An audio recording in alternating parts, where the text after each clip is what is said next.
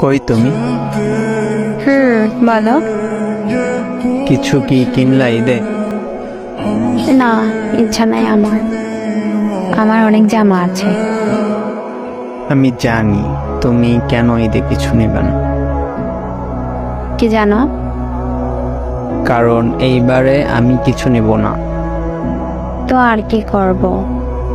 তোমাকে ছাড়া আমি নতুন জামা পরে কাকে দেখাবো? আর এমন করো কেন? তোমার পরিবারে তো কোনো সমস্যা নেই, তুমি তো নিতে পারো।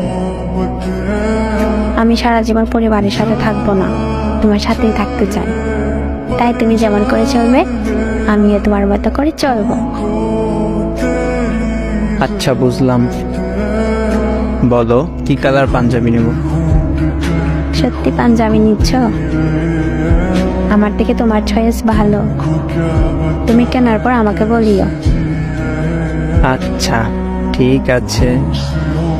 আরেকটা কথা, বেশি দাম দিয়ে পাঞ্জাবি কেনার দরকার নেই। কিন্তু কেন? তুমি অনেক সমস্যার মধ্যে আছো আমি জানি।